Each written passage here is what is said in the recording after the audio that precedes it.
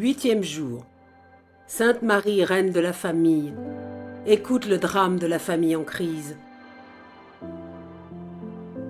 La famille est une église à l'intérieur de la maison comme celle de Nazareth. Un sanctuaire d'êtres humains, fait de terre, mais rempli d'un ciel infini.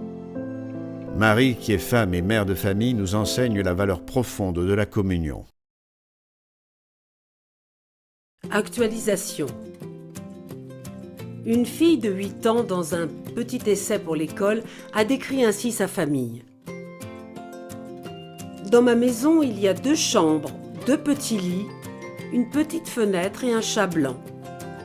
Chez moi, on ne mange que le soir, quand mon père rentre, avec un sac plein de pain et de poissons séchés. Chez moi, nous sommes tous pauvres, mais mon père a les yeux bleus, ma mère a les yeux bleus, mon frère a les yeux bleus, et le chat a aussi les yeux bleus. Quand nous sommes tous à table, chez nous, il semble qu'il y ait le ciel. Commentaire du recteur majeur. Dans l'histoire de l'art chrétien, il existe de nombreuses représentations de Notre-Dame. En train de coudre ou de tisser, peut-être entourée de Saint Joseph, aux prises avec son travail, et du petit Jésus, engagé dans l'apprentissage de l'art de la menuiserie. Des légendes dévotes se sont chargées de nous informer que la tunique sans couture, mentionnée par l'évangéliste Jean dans son récit de la Passion, avait été confectionnée par Marie et avait la particularité de grandir avec son propriétaire. Si cette croyance pieuse peut faire sourire, la vérité de foi que le corps humain du Verbe de Dieu a été tissé par la Vierge Marie dans son propre sein mérite une plus grande considération. Nous savons bien que les soldats n'ont pas eu le cœur de détruire cet humble travail de couture qui a été attribué par le sort à un seul vainqueur.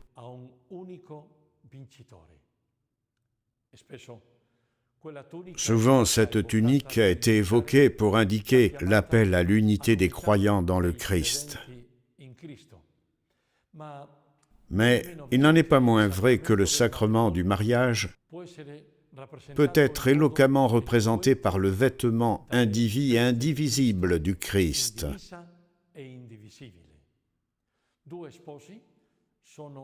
Deux époux sont enveloppés par Jésus lui-même dans un seul vêtement, car ils ne sont plus deux,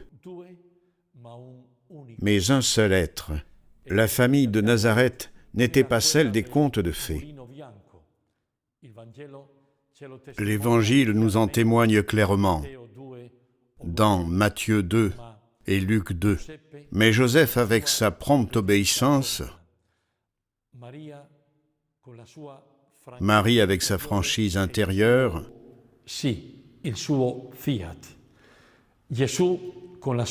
Jésus, avec sa grande liberté,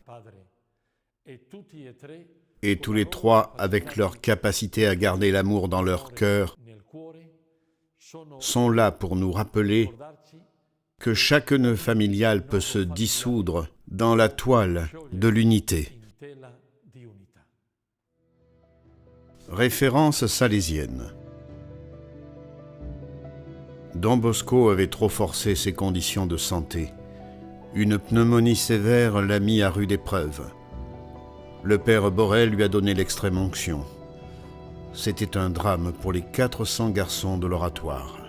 Ils n'avaient que ce père. Ils espéraient un miracle de toute leur force.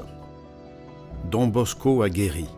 Il a cherché ces garçons des yeux et a réussi à dire « Je vous dois ma vie, mais soyez-en sûrs, dorénavant je la dépenserai toute pour vous. » Sa première sortie a été un triomphe. De son lit, il a été porté sur une chaise, sur les épaules des jeunes, jusqu'à la chapelle du Hangar Pinardi. Il passa une période de convalescence au Becchi, aux côtés de sa mère Marguerite et de son frère Joseph.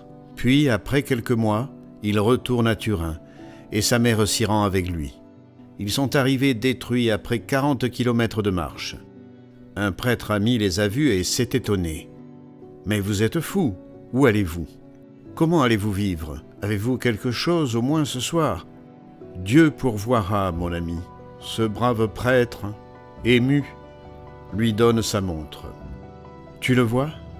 Dieu a déjà pourvu, » lui dit doucement Don Bosco.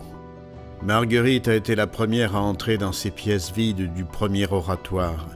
Elle a souri et a déclaré « Au Becky, chaque jour je devais travailler dur pour ranger, dépoussiérer les meubles et laver les casseroles. Je n'ai rien ici, je me reposerai. » Ce soir-là, mère et fils se sont mis à chanter. La vieille chanson populaire disait « Malheur au monde s'il nous entend, étrangers sans rien. » Un garçon les a entendus et a répandu par le bouche à oreille « Don Bosco est revenu ». Témoignage du monde salésien.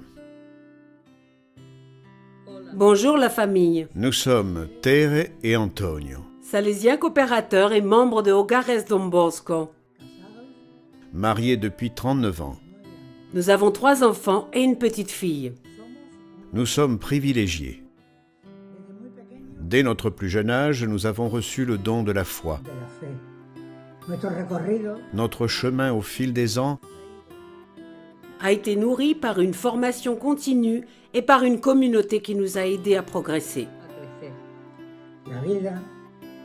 La vie est un don et parfois elle devient capricieuse. Elle n'est pas toujours facile. Les difficultés ont également fait partie de notre croissance personnelle et chrétienne. Traverser une période difficile et ne pas voir où elle se termine a été un signe pour authentifier notre foi. Ces moments de malaise ont été durs. Le temps semble s'arrêter. Il y a le désespoir, peu d'envie de continuer, la haine, le ressentiment. Ce qui n'était pas prévu dans nos plans se retourne contre nous. Sur notre chemin, Dieu merci, nous avions des gens à nos côtés et le voyage est devenu moins pénible. Marie Auxiliatrice, notre mère, a joué un rôle fondamental dans notre vie. Elle nous a donné calme et patience. En tant que femme et mère qui a le plus souffert, elle ne s'est pas plainte. Elle souffrait en silence toute la douleur qu'une mère pouvait endurer pour son enfant. Et elle a tout donné par amour. Dans les difficultés, nous nous tournons vers elle dans nos prières, afin qu'elle nous comprenne et nous aide à avoir la force de pouvoir surmonter les problèmes, avec amour, foi et espérance, comme elle l'a fait. À bientôt, toujours en famille. Confiance à Marie.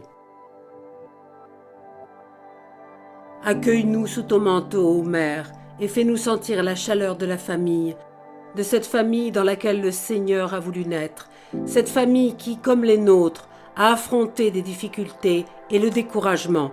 Aide-nous à être en tant qu'Église une famille de familles, sans jamais juger, sans jamais diviser, sans jamais éloigner.